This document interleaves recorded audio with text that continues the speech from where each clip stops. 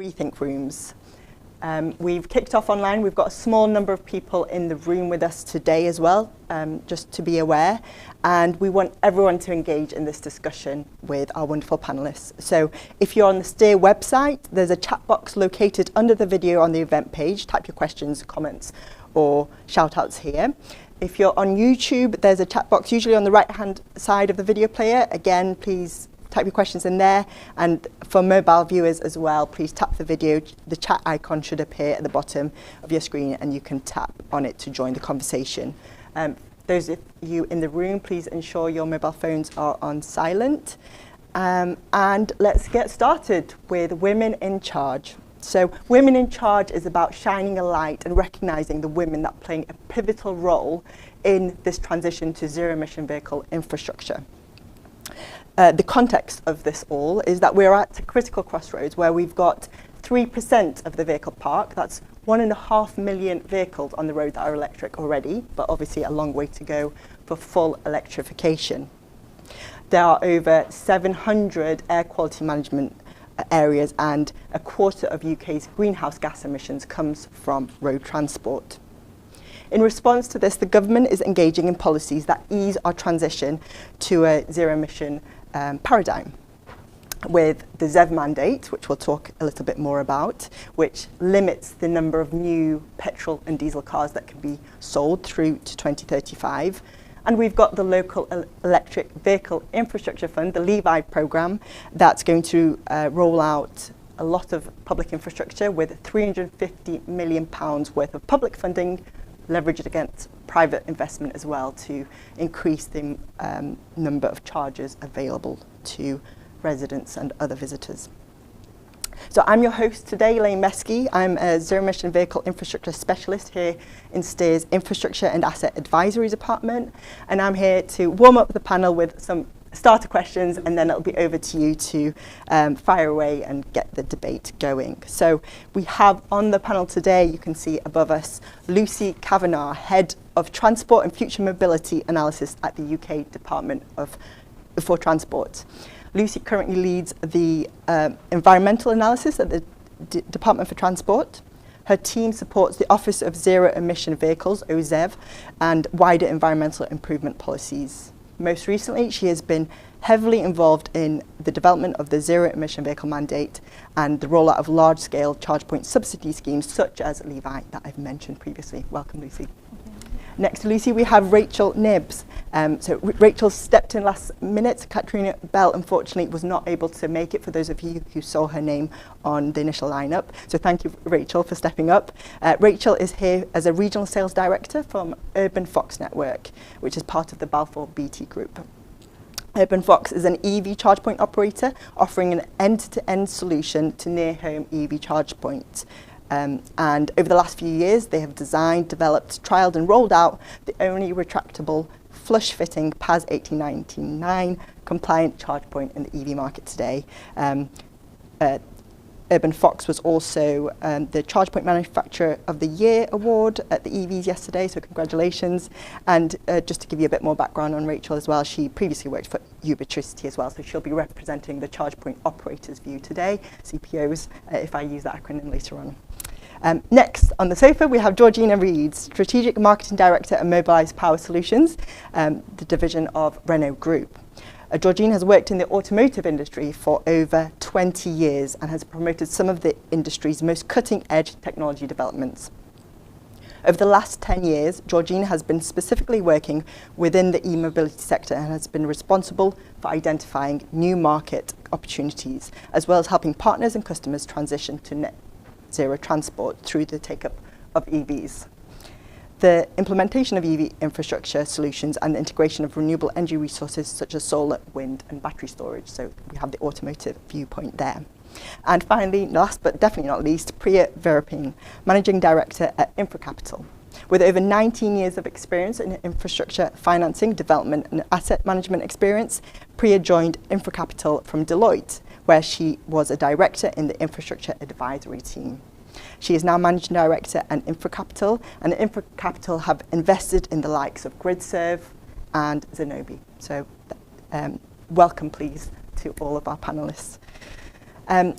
Now, to talk a little bit more about the context, so we have 1 in 5 new vehicles being registered are electric vehicles.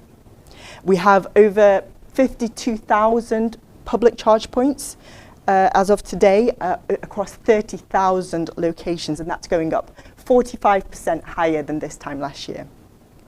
In the next 20 years, however, we'll need orders of magnitude more than that to meet the demand of a fully electrified fleet. So how is this Levi investment going to pan out, and how are public and private sectors going to work together? We'll talk about that a little more. The first question is, we know where we are today in terms of the take-up, 3%. We know we need to get to 100%, and we have the ZEV mandate that lays out the path, the route to get there. But what are some of the things that can take us off track? This will go to all the panelists, but starting with Lucy as the ZEV mandate lead. Thank you. Well, I think, as you mentioned, we may only be at 3% of the fleet, but we are already seeing, significant increases in new car sales. People are choosing ZEVs. We've got a mature technology that, is actually preferred by a lot of consumers. Some it's already cheaper, and we expect that will be true for more consumers as prices of brand new electric vehicles drop. So, we are in a, really great place compared to some of the other modes. We've got, a mature consumer product that will come out, and we've got regulatory certainty with the zero emission vehicle mandate. But that is a rapid rate of transition set out in the zero emission vehicle mandate. 80% of new car sales by 2030, 70% of vans. I don't think we should underestimate the challenge that is for auto manufacturers. We've seen all the major manufacturers commit to making that transition, but that is, a significant change in what they have been doing. So I think we shouldn't underestimate, the role they have to play critically to get us there. And the other thing, you've mentioned charge points and public charge point vision. The vast majority of electric car users will be able to charge at home. You need to charge once a week on average for the average user. So most of that can be done at home overnight, particularly for the 70% of people that own a driveway or a garage. 70% of car owners, I should say, actually. It's a bit lower for all households. But, we do need a visible public charge point network for people without driveways or people on, making particular journeys like long distance journeys, etc. So those are really the areas we're interested in making sure that there is sufficient, visible and available charge point provision to help us achieve those very challenging aims.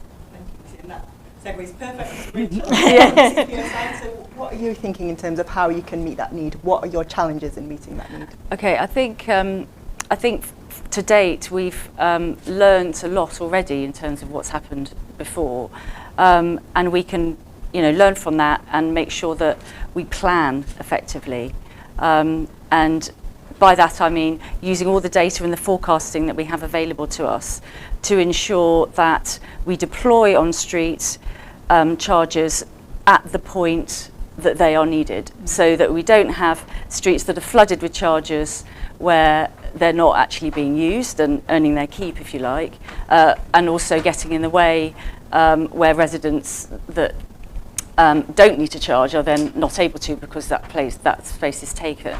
So using that data to plan effectively is really key, so that we would deploy just ahead of that demand curve. And part of that is also about forecasting ahead in terms of ensuring passive provision. So we can look ahead and say, here is a street that ultimately will need X number of chargers.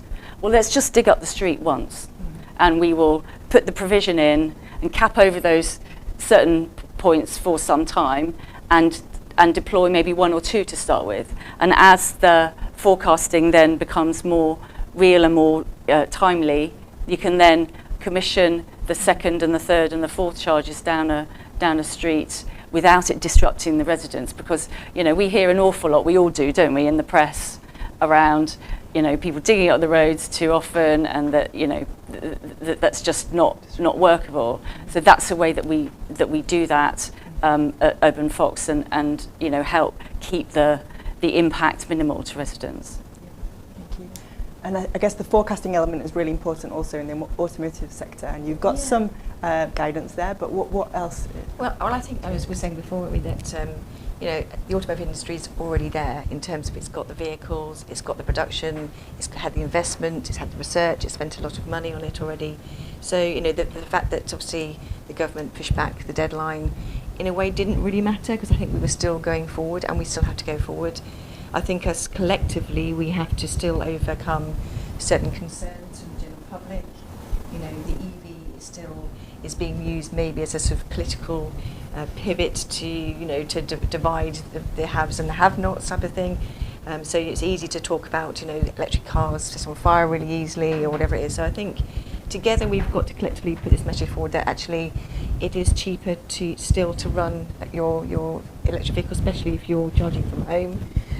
It is actually safe to drive these cars, and actually these cars are actually pretty impressive. You know, the technology inside them is amazing. I drive my Renault, and it's got an amazing Google system in it, and it gets me from A to B really easy. So I think that it's not just about talking about it as an EV, it's about talking about it as a piece of transport actually that's actually evolving and changing and actually meets the needs of people today, and it's the infrastructure, and it's the messaging that we need to get across to people to say the infrastructure is actually pretty reasonable at the moment for the demand, that we've got home charging which is actually accessible to most people, and then workplace charging I think is really important, and that has to be built up as well.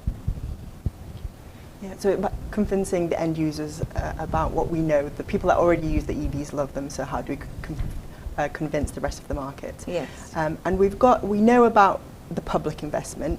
From the private investment, what's needed to convince private investors to invest in the infrastructure? The private investors are very keen to invest in the infrastructure, but I think there is quite a lot of capital out there that's very interested in this sector, but we're on a journey, and some people need to be still brought on that journey, I think, to understand how do we get clarity of the business case for investing in EV charging infrastructure, and that goes to the heart of what everybody has said. So it covers adoption. So how can we be confident in adoption curves? I mean, the 2030, 2035 debate was part of that. That was giving quite a lot of regulatory clarity to investors to say we are going to get to a certain point because we've got regulatory sort of backing to do that. So that's an adoption. We look at countries that are several years ahead of us in adoption and look at the rates and what are the factors that have influenced that and how might that play into the UK. So that's part of the adoption story. Cost of EVs obviously is important in terms of, you know, how quickly are they going to be affordable for the broader market, and therefore can we rely on an uptake level that supports a business case. And then there's the kind of supplying the infrastructure side of the equation. So how can we be confident that, you know, capital that we allocate to EV charging businesses is actually going to get deployed quickly in the way we want it to be. So this goes to things like grid. You know, how much effort and time are we going to spend on grid connections? Are they going to come online when we want them to be? Is the charging going to be available? And then supply chain as well. You know, we're still in labour shortages impact the CPO businesses and our investment sort of thesis, the cost of that labour, inflation on sort of civils works and those sorts of things. All of that plays into how attractive is this business case. And I think, you know, we as Infracapital have obviously bought into this story very heavily. We're very convinced by the EV story, but there are challenges in all these different aspects that we need to bring together. Lucy, I don't know if you want to speak to some of those challenges and also what DFT is looking for with the public-private partnerships through the Levi, for example. Yeah, sure. I mean, I think, there's a number of challenges that have been noted. You know, the announcement of the delay of the phase out of new petrol and diesel vehicle sales from 2030 to 25. Appreciate the way that, you know, appeared in the press, certainly has affected, I think, some confidence in the market. But, you know, it's important to note that, you know, the zero emission vehicle mandate is actually delivering a lot of regulatory certainty. You know, getting to 80% by 2030 is actually a relatively small percentage of the market that will still be in conventional vehicles by that date. So I hope now the clarity around the ZEV mandate coming forward has been provided, that will help with some of that. The Emperor had mentioned connections to the grid. I know this is an issue and something that we really need to think about. In fact, the Prime Minister talked about that in his speech at the end of September, making sure that connections to the grid work better. And the Connection Action Plan was published today by Department for Energy Security and Net Zero, which hopes to address some of those issues. So, absolutely recognise a number of those issues, but hopefully we're moving forward.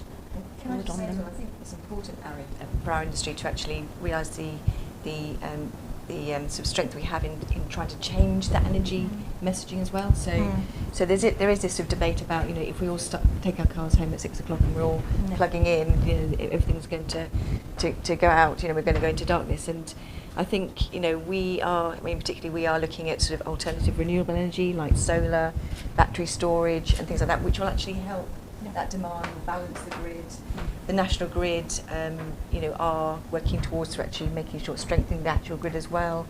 Not a lot more needs to be done with that, which probably is more of a government sort of implementation side as well. But I think that we are quite important actually helping helping our country commit to sort of energy stability and security by requesting that we need to look at renewable energy that actually makes driving EVs really zero emission. And I don't know, Rachel, if you want to add something from the CPO perspective again on the grid and actually what time the demand is. So obviously with certain solutions you're shifting the demand to overnight, which is lower demand, but do you want to speak to that? Yeah, so obviously the area that we focus on is for people who don't have driveways, which you've already mentioned, is we reckon around sort of 30% of drivers, if not more.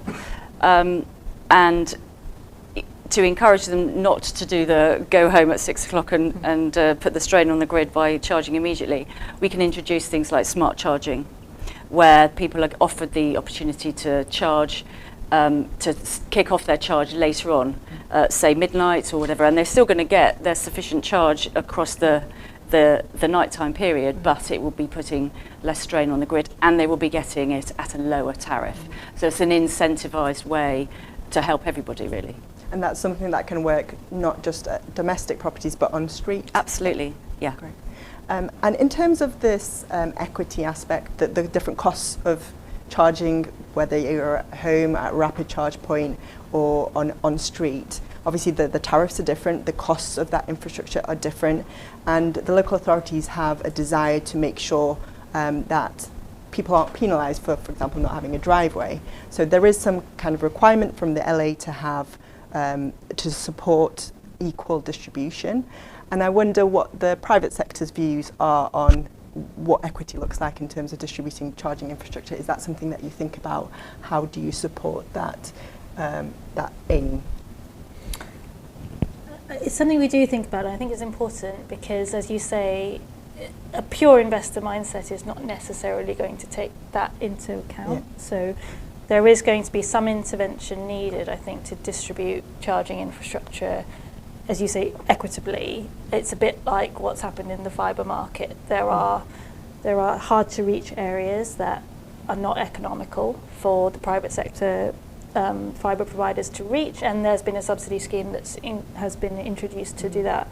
I think the RCF partly goes towards that because it's looking at non-commercially viable and that joined up role between private sector, where can we go to, stretch to, and how can then other people come in and say, let's fill the gaps, is going to be an important topic if we're going to get proper mass adoption.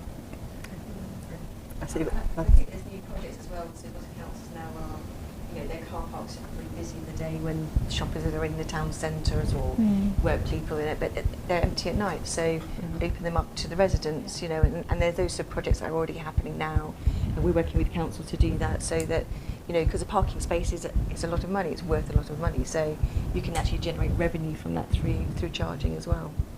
Would you say that the part of the Levi Fund is specifically to cover some of the less commercially viable areas as well? Absolutely, yeah. That's the intention of that. And Priya mentioned the rapid charging fund as well, where we want to intervene where the private sector won't deliver what's needed. Maybe quieter areas of the motorway network, for example.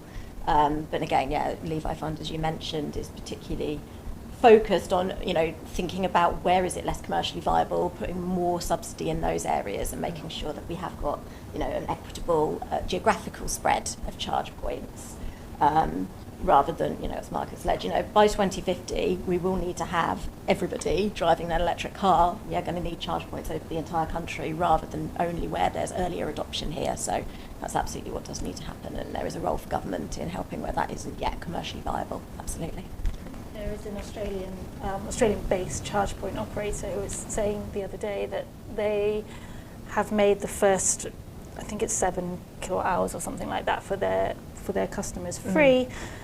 And part of the reason they've done that is because of a little bit of a feeling of the community has provided us with the access to where we're going to put these charge point operators. So it's a bit of a giving back story, but it's linked to a sort of subscription usage. So they're getting a subscriber base, but also trying to make the cost more manageable for those people that are committing to use that network.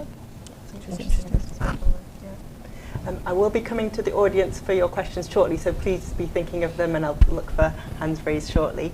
My question that came up just then was about looking to 2050 and when we have full adoption. From the automotive sector, what are the kind of possible scenarios that you're thinking in terms of how in 2050, obviously it's quite a long time away, how could the technology change and what would be the impacts of that and how you kind of working to that? So we've got V2H, which is vehicle to home. So again, talking about balancing the grid. So we're launching the Renault 5, which is going to be a mass market V2H vehicle. It'll have the same sort of charging facilities, obviously with a nice switch in it. But so those sort of technologies are already coming out there. I think all manufacturers are gearing up to become all electric. We have outside of Europe, we have the new sort of insurgents coming in from China and people like that. So I think the number of vehicles is going to be plenty for people to choose from, and the price of the vehicle will come down. Obviously, the cost of the vehicle now is because we're having to covering research and development costs. It's still a new product, so of course we're going to have to pay a little bit extra, but the price of those vehicles will absolutely come down as competition increases as well at the same time. So I'm looking out to the room and to those of you online, if you've got any questions. Any hands? Yeah, we've got a hand here, please. If you could just introduce yourself and say your question. So Michael Kalala from Steer. Question I have is, if you look at countries which are ahead than most, and so a country like Norway, one of the things that strikes me, and I'm not an expert in this area, is their adoption rate, which is nearly 90%, is despite the fact that their public infrastructure is not significantly better than most countries. And some of their public policies are actually also not particularly attractive, like they no longer provide discounts for parking, tolls, or congestion charging. So beyond the kind of question of more money, is there anything that from a Norway or another country which strikes you as something maybe we could be doing more of or differently? I'll start with Lucy because it sounds more like a policy question. I mean, we do look at international comparators inside Norway, so a fantastic example of what could be achieved. I mean, they did have very significant tax benefits for buying an EV. It was virtually 100%, I think, which we aren't planning to replicate and haven't replicated. So that's partly what's got that behind them. But I think it is interesting looking at things like their charging infrastructure. And we do think we actually have more charge points per electric vehicle than they have actually.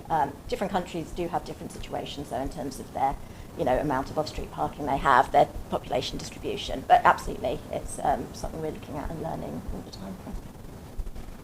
Well, I think it was that incentive. I mean, that's the thing. They were very much giving the incentive right up front to entice all these early adopters. It's great to be compared with Norway because Norway has a very small population compared to what we have. The road system is very different as well. So, of course, they could jump ahead with that sort of policy, but it doesn't mean that we shouldn't together incentivise the purchase of EV, whether it's about giving sort of, tax incentives, or whether it's about promoting the message of being, a smoother, nicer ride, a cheaper way of running your vehicle, to actually potentially, I love driving my green vehicle because I'm not, polluting the air with it. So there's all that sort of, conversation that we need to put forward as well for new drivers. Can you speak to different kind of financing and options for different segments? So, for example, vehicle subscription, how you see that evolving, or where you see the market going with that kind of? Yeah, there's definitely that. So, I mean, the whole way of owning a car is completely changing. So we had all the big companies onto that they were great as a subscription-based service. We used to say, most of the time our cars are just parked on the drive, or in a workplace. So we don't really need to have a car every day of the week. So why not have a car, when I need it? Why not have a car? I can have a small car during the week when I'm travelling back and forth to work, dropping the kids off at school. When I want to travel to France, I can get myself another bigger car. I don't have to commit to having that, the big car on the drive, for every day of the week. So subscription-based services are definitely a way forward.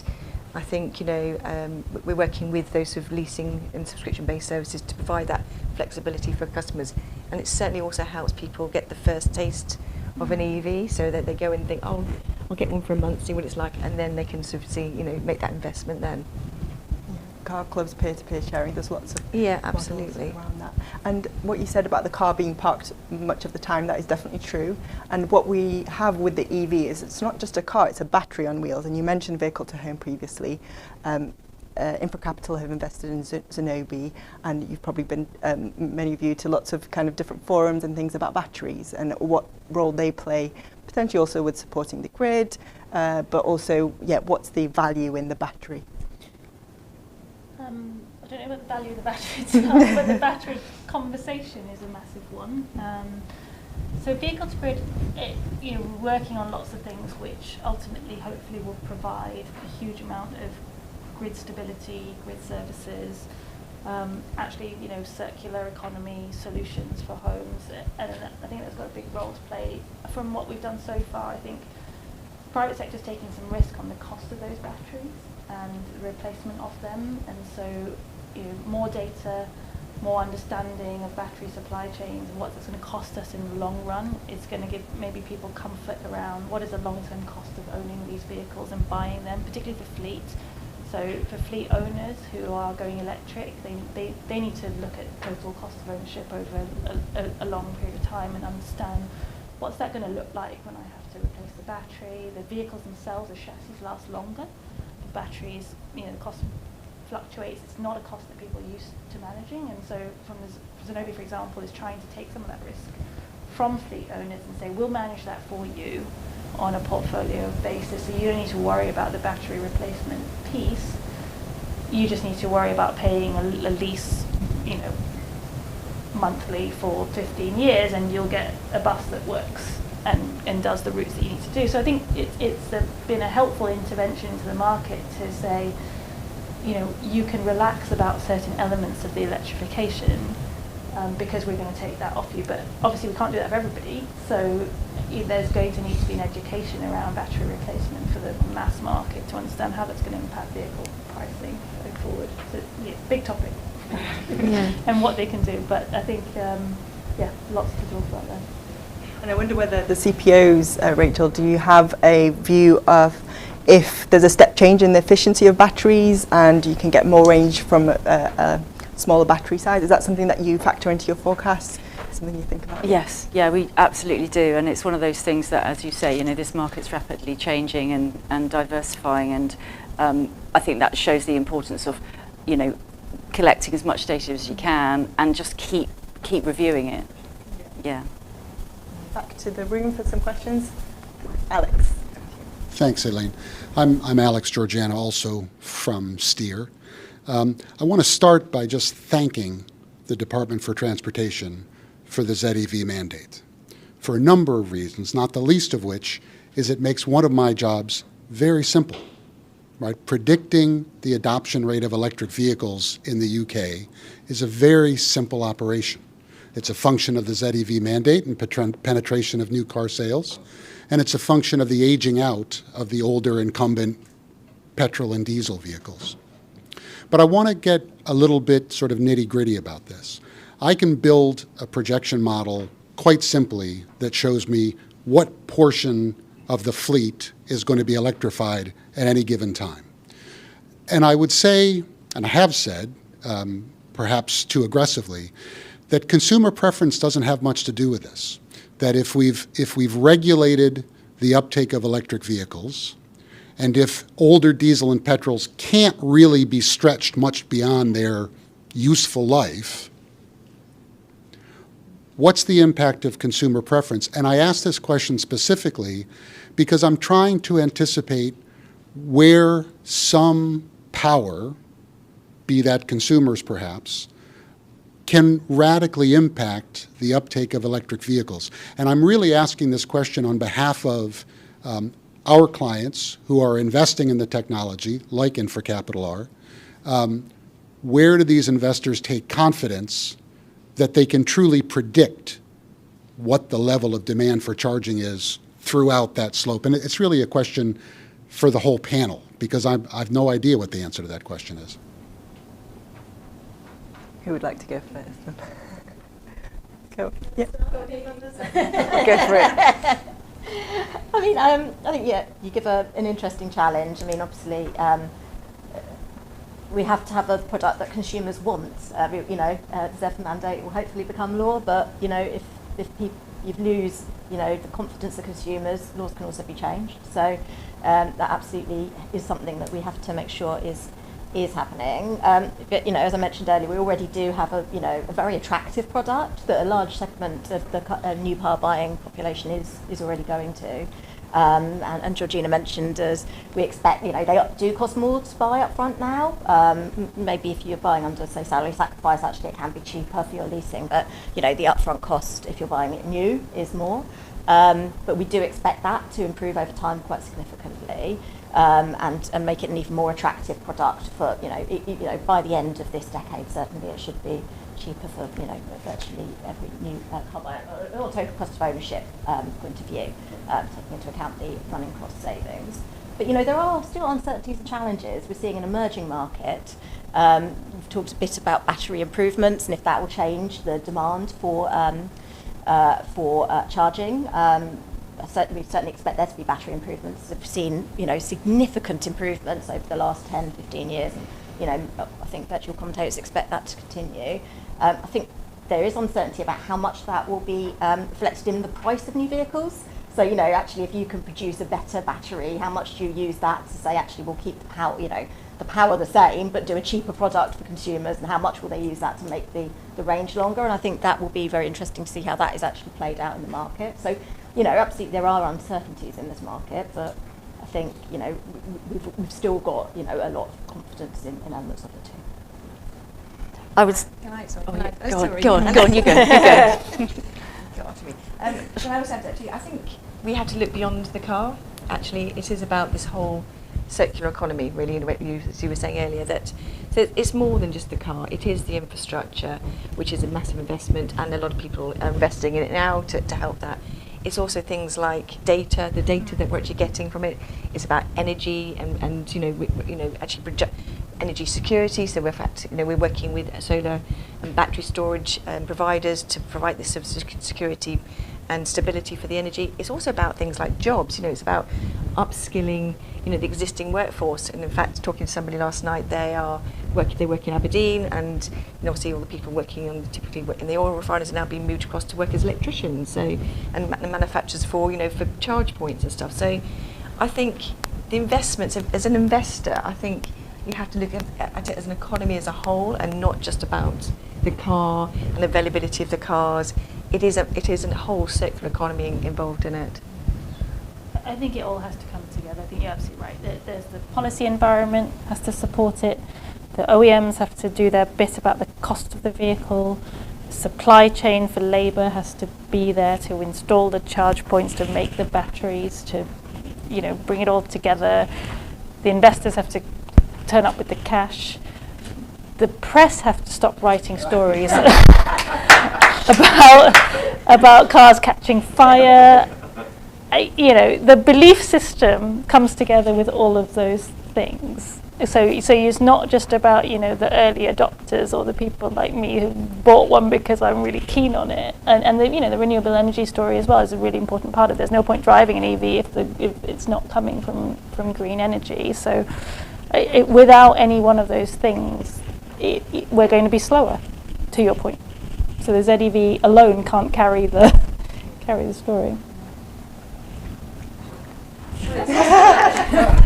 It was just to take from a CPO's point of view the piece that you were both saying really around helping to serve the EVs that are out there, and it's not a one size fits all. You know, it is absolutely understanding what the different use and need cases are and putting in the right charger into the right place at the right time, because otherwise you're going to have stranded assets. You're going to get really bad press stories, as you know, as we all get. And one more thing I would also say about the kind of early adopters and probably all the people in this room is that we all probably are believers, and you know, when we post where we post and we listen to stories, but we're in a kind of echo chamber, and it's about trying to kind of somehow get that story out and normalise it.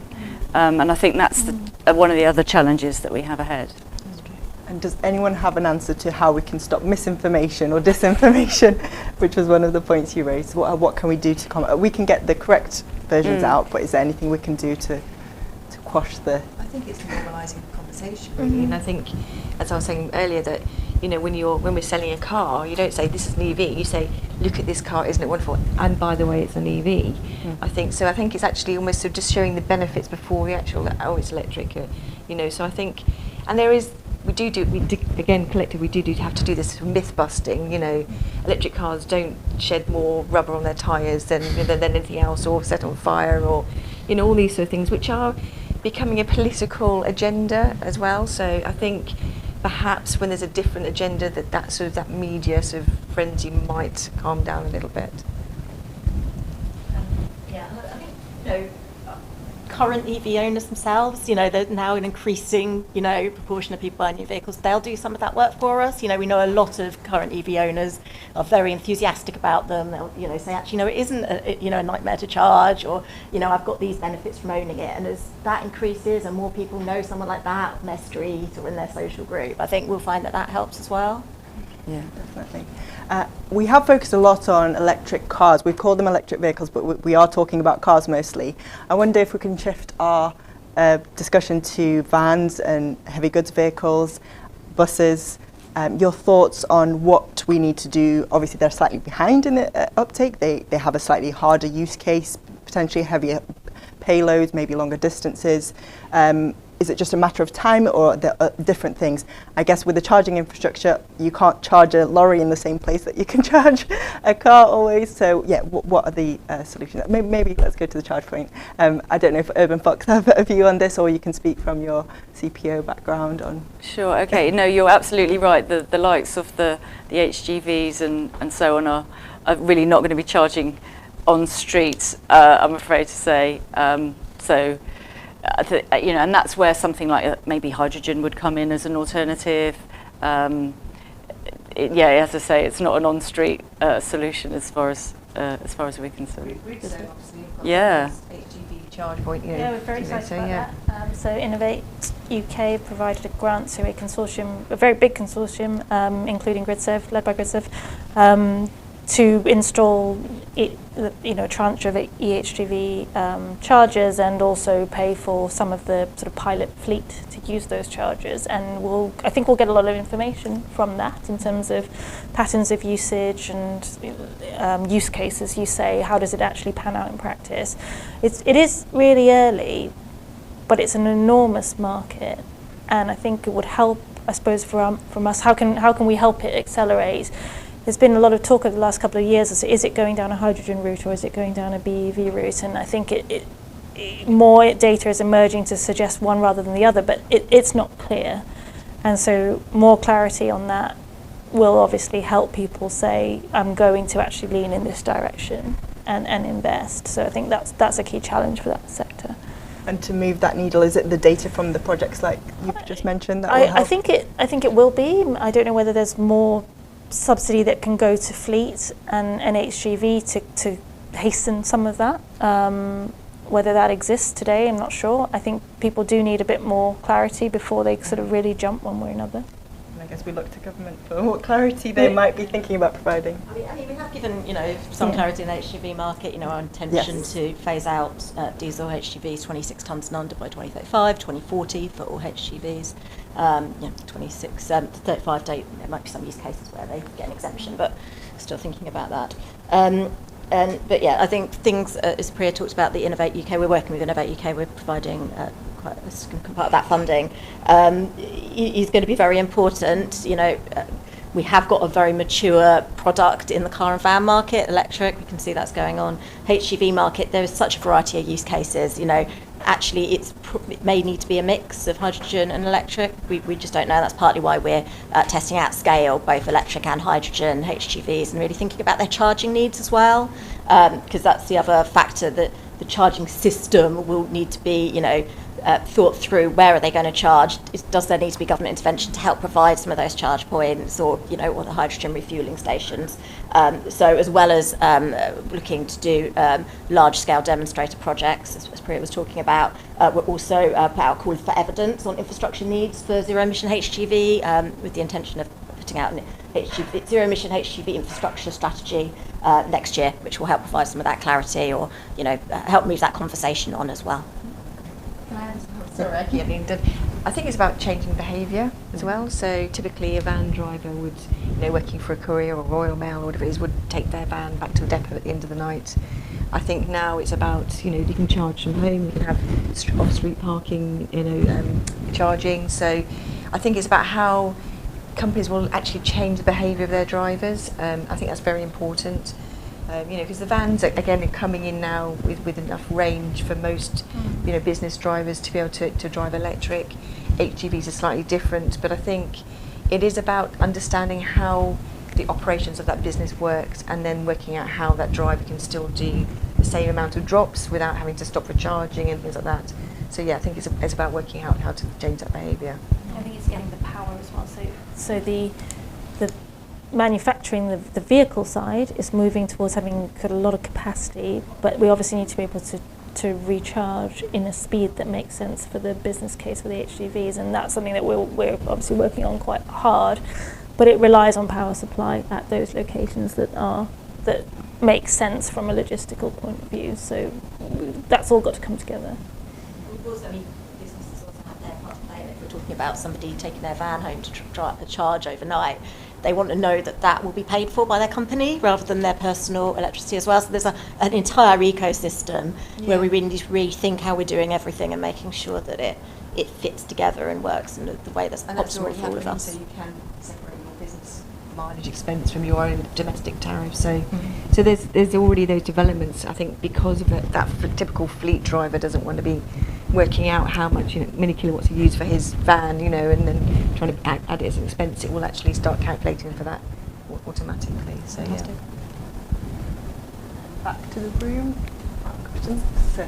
Sarbjeet Kohli here. I'm Sustainability Practice Lead here at Steer, and thank you for the panel for such an excellent conversation so far. Elaine stole my thunder when I wanted to introduce the van question, because I genuinely think we've been looking at last mile delivery in parts of Europe, in Asia, in North America, where and in the UK, we've known light vans are the fastest growing mode of vehicle on the roads in terms of not just number of vehicles, but also number of kilometers. So TCO sense, which we all have done several times, it makes perfect sense for vans to electrify.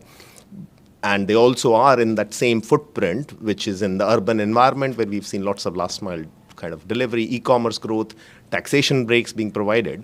But this question comes back over and over again that, is this market right? Because we keep getting politicized. We're talking about haves and have-nots in cars. In a van mode, it's completely apolitical right now.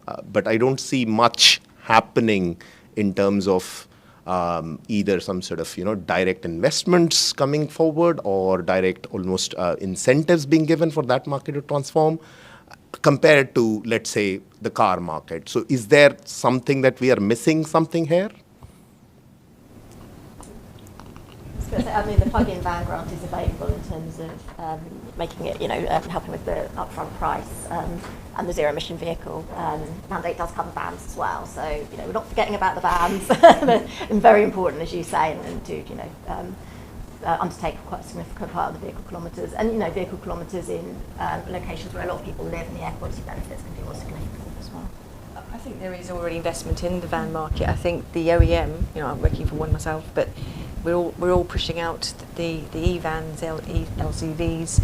I think the range is getting bigger on them. I think it is about changing behaviour of the driver, for instance, that actually makes them work better. I mean, perhaps we've got one customer who now has to tell their drivers not to stop at the Costa Coffee and charge up on a public charge point, and get their Costa Coffee. They have to come home and charge, so it's much cheaper for them. So it is about changing the behaviour, and I think the technology is constantly developing, and the range is extending, and the vans are getting better. So I think that investment is happening certainly from the OEM side of things. I think we are seeing quite a lot of activity in the van space. I think it's taking some time for depots to electrify. A lot of the public charge point bays vans can't fit into, which is a bit of it sounds like a ridiculous problem, but it is a problem. So they can't actually publicly charge in a lot of places. So that's got to change as well. And then there's the home piece that you talked about as well. Still at that 5% year to date, new van sales are fully electric, which even 10 years ago that would have seemed almost inconceivable to have had that pace. So we are getting there.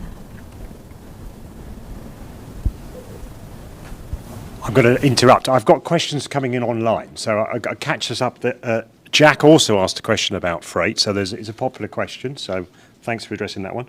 Charlotte also asked a question earlier about if we're thinking about sustainability, shouldn't we above all be moving away from models of individual ownership, massively reducing the number of vehicles and parking? And I think you've addressed subscription, but feel free to pick up on that.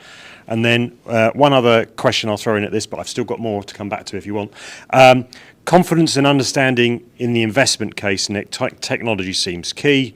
Is this something that each organisation needs to wrestle with on its own, or is there a role for collective collaboration which delivers sufficient, and then it says, is there sufficient consistency in language, standards and performance indicators to give that confidence?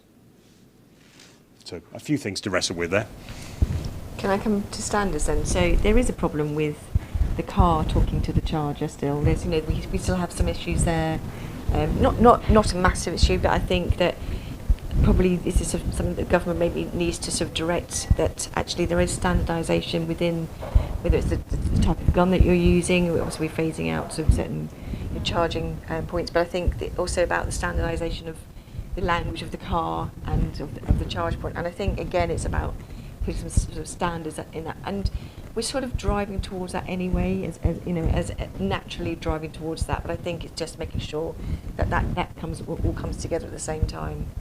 Yeah, I would add to that, specifically in terms of the charge point types that we see, whether it's trickle, low, slow, fast, rapid, all of those things, different, as this nascent industry has evolved, different terminologies mean different things to different people, but I'm aware that is becoming, there is some consistency developing, and there will be some official standards, I believe, that will be coming out relatively soon. You could probably tell us all about them. We've Charge UK, the industry body, to come up with some consistent wording used across the piece. Yeah. And I think you just expect that from a new industry, that's what happens when it evolves. So, yeah.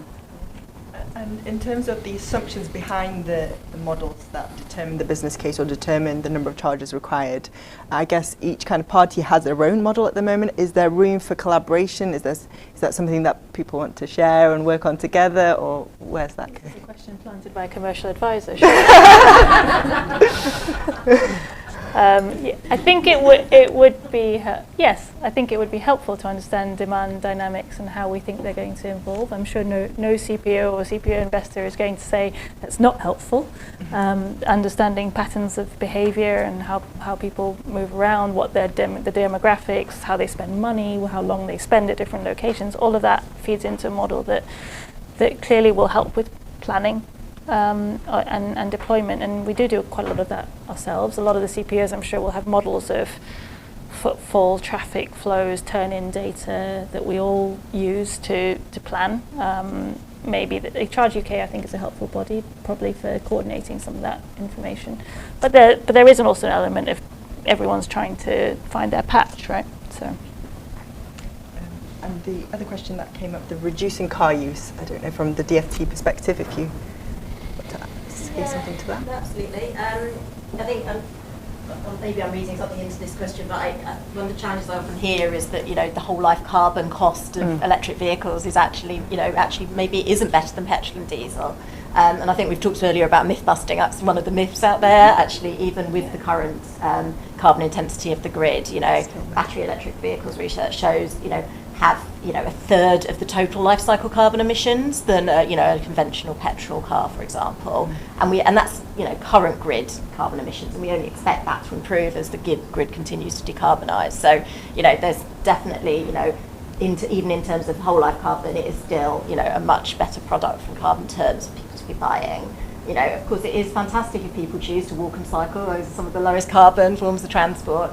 But there are a lot of journeys that it isn't feasible to do that in, maybe because of the distance, or that you've got to do a tour of journeys, drop someone off, do something else, so I think cars and vans are still going to be a part of our ecosystem in terms of how we drive and travel around, and so we do need to build those in. And if you're going to drive, best to drive an electric car.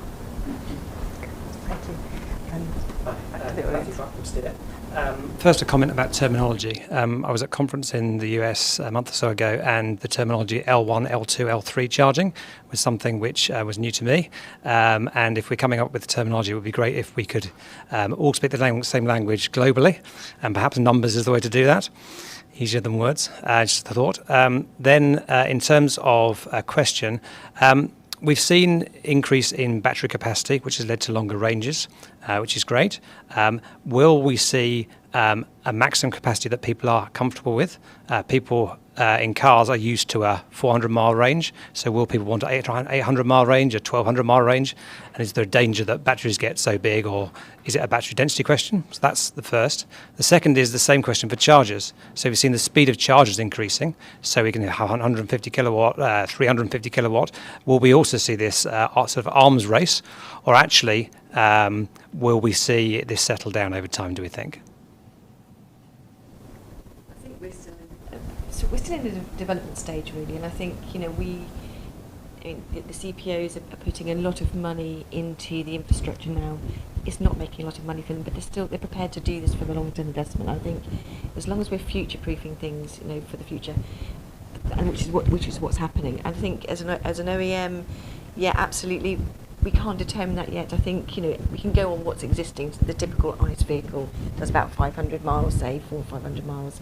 Yeah, of course you'd like to reach that in the next couple of years, but it doesn't necessarily mean that's a good thing either. I think we have to look at it that way. Well, why should I be able to just drive 500 miles straight away without stopping and anything else? I think it's about looking at how we, again, changing the behaviour of your journey, that we should be stopping at 200 miles, have a cup of coffee, charge up for 20 minutes and go on. I think it's about looking at the best ways of driving rather than the most, fastest way of driving, essentially. So, yeah.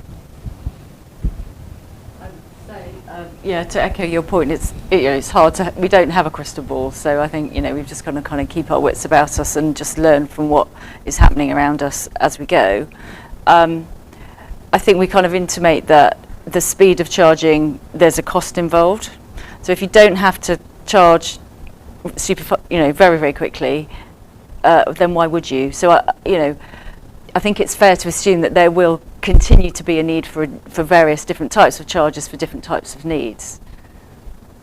I think it's a very interesting question for investors, because it's a difficult one to calibrate, and you constantly are looking at the data. So we're talking to people like you and saying, where is the OEM trajectory going, and how can I best future-proof the investment to say, I'll be able to split this connection that I have across cars that are each taking 40, 50, Now, one might rock up and be able to take 110. How can I best serve each of those needs? So there's lots of interesting things about smart charging, load balancing systems and stuff that are trying to help optimize that at the moment.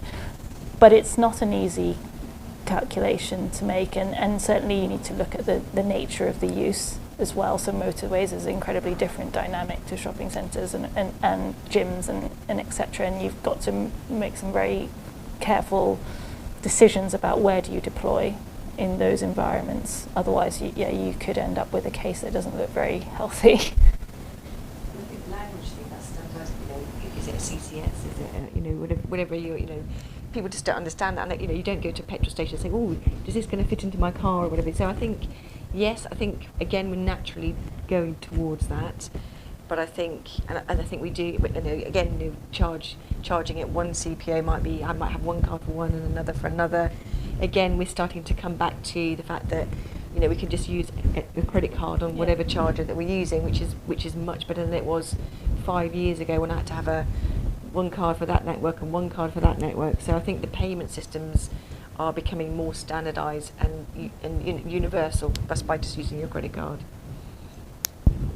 I think also it's interesting that it's a system, it's not independent. So actually, will people still want to have a 400, 500 mile range?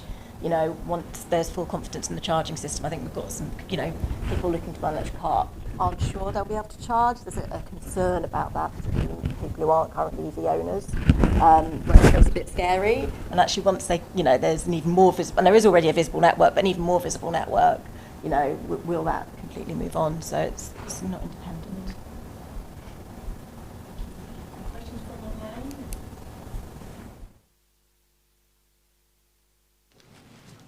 One's a bit of a killer question, probably. The first question, is the UK truly grasping the capability change requirements, skill, processes and planning that's required for this change? And that's come from Sarah.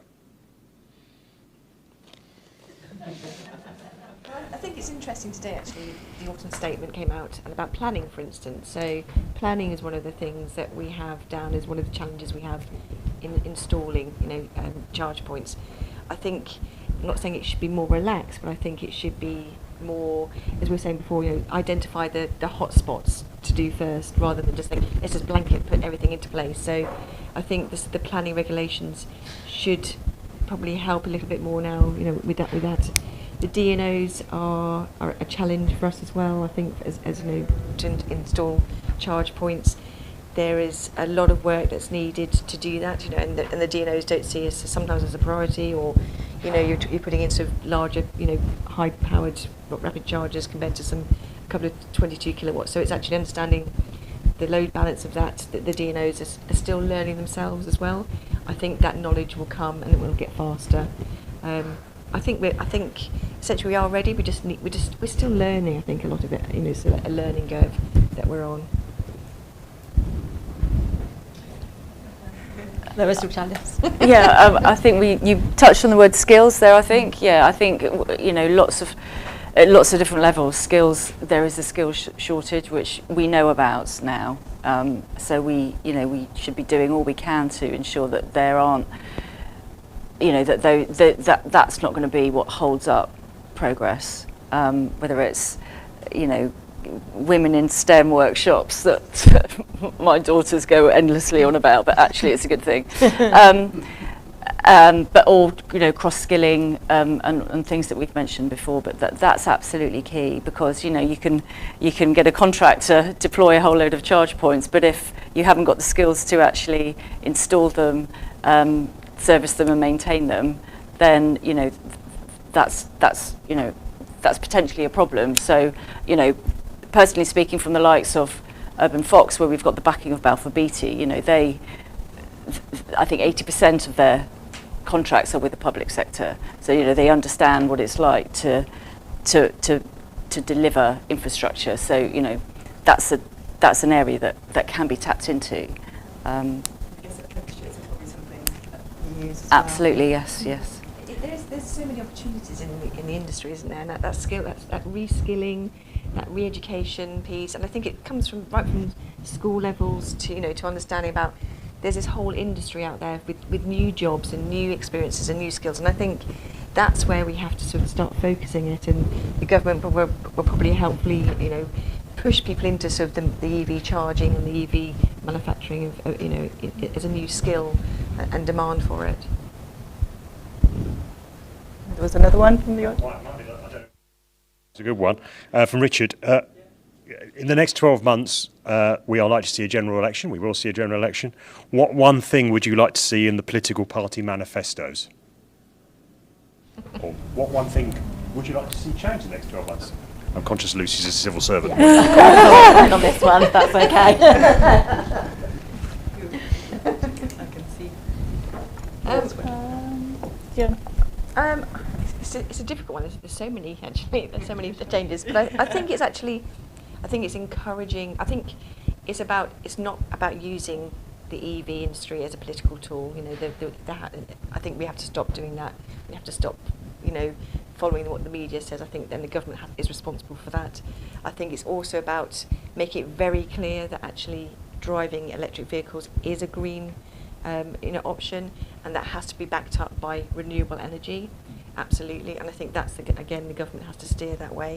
And I think that those two things, helping to myth bust and actually making it a green option with renewable energy is the biggest things I think we should go forward with. Yeah, I think we'd just like to see a government that is very clear about its priorities around net zero and transition, generally speaking, and all the things that go towards supporting that, be it planning, permitting, skills, grid, whatever they're going to focus it on. But we are clearly moving towards a path in which EV is a critical piece, and we just people need to hear that, I think. I would echo that. All the means that we can to kind of unlock all those potential barriers. Absolutely. Also, in the next 12 months, we have the local electric vehicle infrastructure fund starting to be spent, and I just want to know, what are your thoughts about that? What are you looking forward to? What are you concerned about in terms of there's a flood of money, a flood of LAs going out to market? Your thoughts on where to look? I'll just right. So,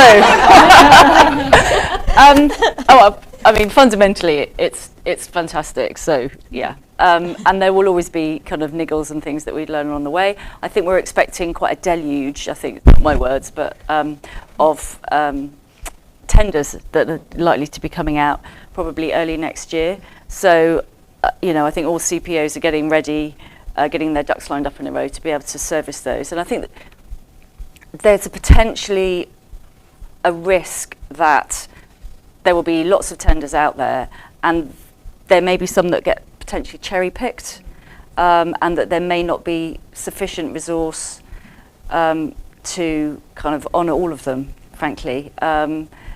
Maybe that's a nice problem to have, actually. It's all kind of doing the right thing, isn't it? So I would say that's one of the challenges of Levi, but obviously, that's outweighed by the positives. I would just say that I was speaking to a local authority this morning, actually, and the idea of the capability fund came up, which is, broadly speaking, a real boon and a real help to enable local authorities to get the resource, get the planning, and so on. But some local authorities, and maybe this harks back to the local election, the general election thing, some local authorities are so financially under-resourced that they don't have the internal resource to actually apply for to get the recruitment in, because they don't have anyone in-house to actually write the job description, or they don't have any in-house to properly review the contracts, for example. So I think there's ways and means that the CPOs can come in and lend some assistance, as probably other parties can too. And I think that's true. There's a real danger that we have this money, but it's not going to be spent properly. And I think so there does need to be some sort of expert, a champion within the organisation that actually understands what's needed, that can future-proof that infrastructure for new vehicle technology, for better charging points, etc. And it's just, so don't just spend the money, it needs to be spent properly for the future. And I think that's the risk that we have. Exactly, coming on to that. Absolutely. there absolutely has to be a role for local authorities. These need to be locally, local circumstances will change what the right, solution are for a local area. So, absolutely right to have local authorities fully involved, but fully appreciate some of the constraints they have, which is partly why we've put some capability funding in to help them meet some of this. We've also got some things in place to help these local authorities. There's the support body that's there to help them go through some of these tricky things, and also appreciate the constraints on the CPO market. So, although it will have to differ according to local circumstances, we're encouraging LAs to use fairly standard terms as far as they can, so it's easier for CPOs or investors to look across and think, is this something I'd want to buy? You're not looking at at very different propositions from different local authorities. So those are hopefully things that will help a bit. We're trying to do a lot very quickly, and there are always going to be challenges. And Rachel, if I can come back to you and ask you what the CPO, what are the things that would make you say, yes, I love this tender, or what are the things that would make you say, I'm not sure about that one? Oh, lovely question. Okay, so a long-term contract will be best for everybody. It means that the rollout can happen consistently. It can be planned for. It's not going to be a deluge of charge points unnecessarily to begin with, and that need curve can be met over a long period. I think local authorities have maybe got burnt in the past by long-term arrangements, long-term contracts, and understandably they may be kind of nervous around that. And therefore, to address that challenge, you've got to have some really strong, meaningful, robust KPIs and SLAs as part of that agreement to ensure that the service and the maintenance of those charge points are kept as high and close to 100% at all times. So the term is really important. I think that's probably one of the key things that I would say. Yeah, and some of the risks and liabilities that have changed even in the short period of this industry have made a big difference.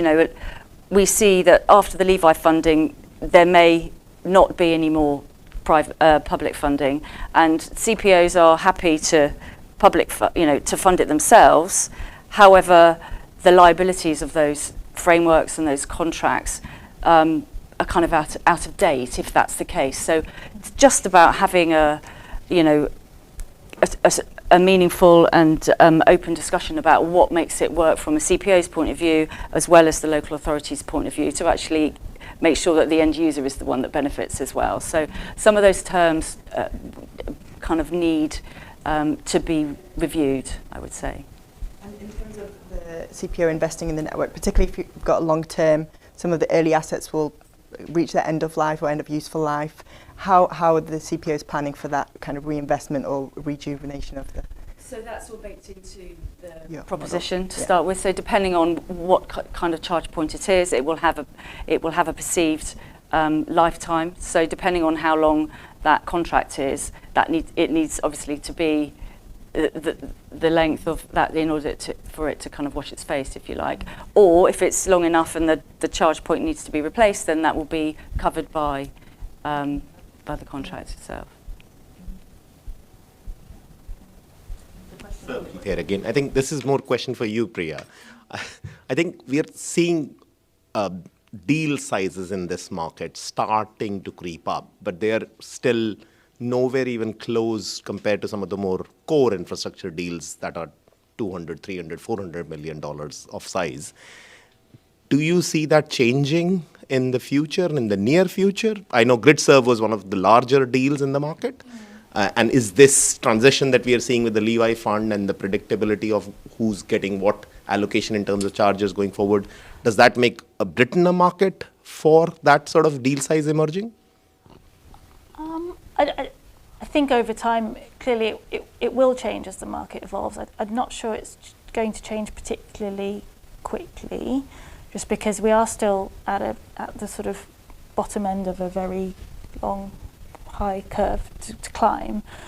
Things like long-term contracts that you were talking about for Levi funding, if they are combined with underpinning of some description or a reduction in the, for example, the power price exposure or the utilisation. I know the Green Finance Institute has been talking about, utilisation linked facilities or guarantees that can help sort of smooth income in this space. That will help from a pure financial investor point of view. I think if you're investing as a strategic, you've got a slightly different angle on this conundrum. But if you're sitting where I am and you are purely a financial investor, then that level of certainty isn't there yet for this market, and I don't think is going to be there for the next few years. So deal sizes will still remain at the level where people feel they're doing it in manageable chunks in terms of their own exposure. As the networks grow and there's more evidence and there's more data that supports usage, we might see that creep up. But it's a tricky fundraising environment this year as well, with rates where they are. So I don't think we see that sort of going through the roof tomorrow. But the successful CPOs hopefully will continue to be able to raise capital to grow their networks, as we've seen with some of the bigger providers in the US and in Europe as well. But I think it's still early for everyone, and there's still quite a lot of variability in outcomes.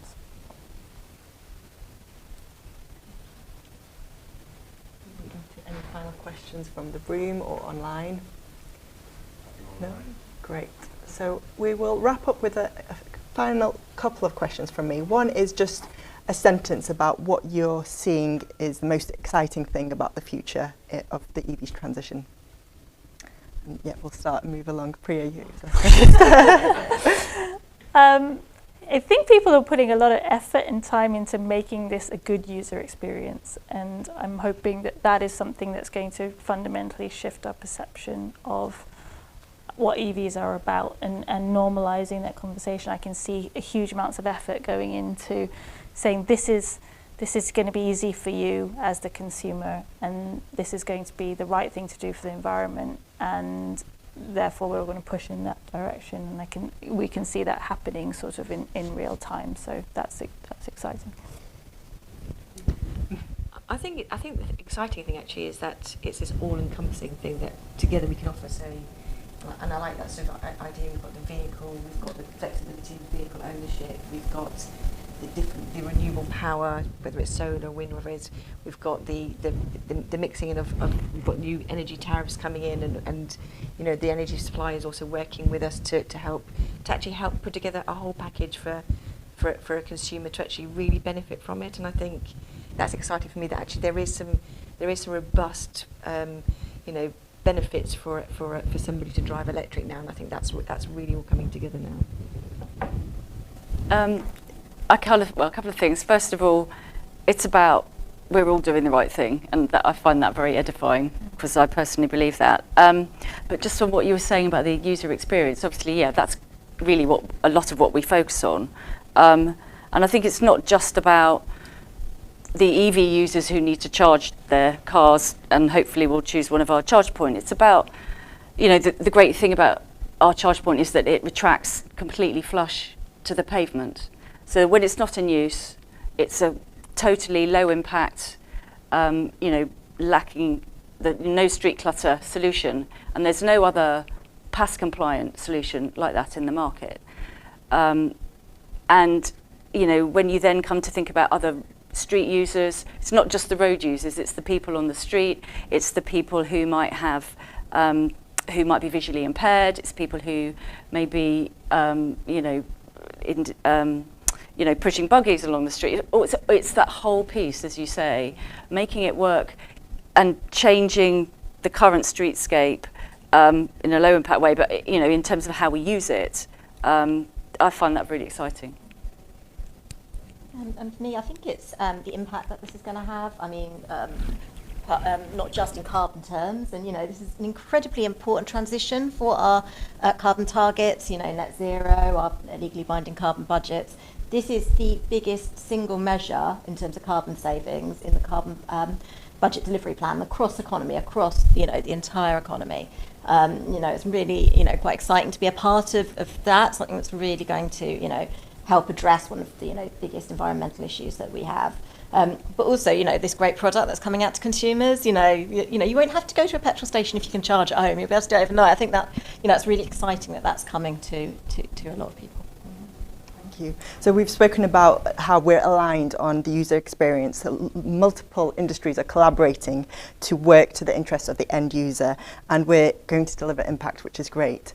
Now, I've fired, and the audience has fired lots of questions at you. So my last question to you is, what question would you like to ask back to the audience and to the room and to the people at home who've signed in because they're interested in this topic on EV, they have some connection to it? What question do you think people should think about, should talk to others about and try and solve? My question is, as you said before, do you know what? The way we can reduce our own personal carbon footprint is by driving electric. Why not? Why not just do it? And that's my question. My question is, have we got one? Hands in the audience. Rachel. Yeah, it's about why haven't you got one? And Lucy. For me, I think we've talked about myths and what role can we all play, I think, in beating some of those myths that this idea that EVs are equals fires, etc. And just can we all play a part in that where we know better? Can I also just point out, I feel a bit bad actually, because obviously not everybody can afford an Yeah. electric No, vehicle. So I think, but it's not. I think the people who can, they should. That's what I think. So yeah. So across this last hour and a bit, we've spoken about how we have clarity on the adoption curves from the government regulations, which is great for industry working together, understanding the investment profile and the demand profile as well. There are some questions longer term where we have to think about the different scenarios when technology might change, when these heavier vehicles, when their use case will stack up and the technology will be advanced enough to allow all different segments to transition fully. And there are various bottlenecks in capacity, whether that's electricity networks, whether it's having the human resource and the skills in the industry to work to solve some of these problems. But there's a great will for from the people already in this industry. We're working to get data to refresh our thinking, to refresh our analysis on these topics, and to make sure that we stay on track and we fully decarbonise our road transport, zero emission, clean air, better health for everyone. So that's really edifying to see. And I want to finish by saying thank you to all of you in the audience, to all of the panellists who've been tremendous and answered all the difficult questions thrown at you, and to please do share your reflections on the event online, in person as well. And we do have another Rethink Rooms coming up very soon, so I'll just put that up on the screen here. It's about embedding equity into decision making, and that'll be on Monday the 4th of December at 4 p.m. So we hope you'll be able to join us then. And last but definitely not least, thank you to everyone behind the scenes who's worked really hard to put this event together, to make it run smoothly and seamlessly, and yeah, for all of you for listening. Round of applause to the panel.